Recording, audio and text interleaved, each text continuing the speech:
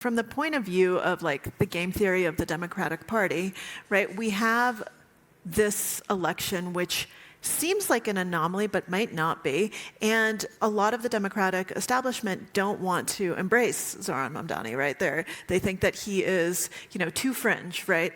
That he is too radical, that some of his ideas are too out there, and that they want to go safer, they want to go more middle of the road, which is what they were saying during the presidential election that they lost. Yeah, it's kind of hard to be like an exciting centrist is part of the problem. I don't know if Mayor Pete is exciting. I guess he's a well-spoken person, for example, but like sometimes more the energy comes from the left. Again, like to me, and look, I'm a University of Chicago economics major. I'm unapologetically kind of a neoliberal, right?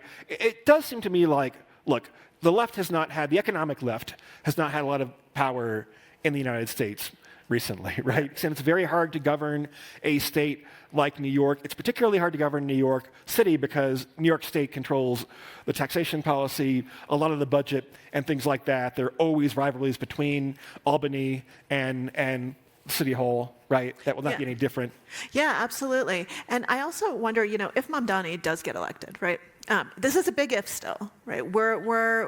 75%. 75%. But 75%, as we know, is not 100%, as we very well know.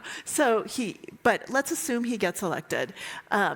It's going to also be a very interesting shift where kind of candidates like Mamdani have been, the underdog, right? And it's been kind of the underdog story of someone who is kind of young and kind of more radical and has those ideas and wins despite the odds.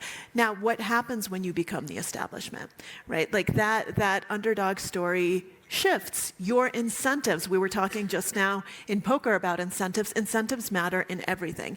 Your incentives shift, right? The things that you were able to promise, suddenly you have to make coalitions with other, with lobbyists, with other ruling factions, with, you need to face the realities of power. And so it's much easier to kind of be the idealist before you get elected. And once you are the establishment, that changes and you change. And so I'm going to be very, very curious to see what happens and how that story kind of ends up shifting, and then what happens to the supporters, kind of what all the downstream effects are going to be.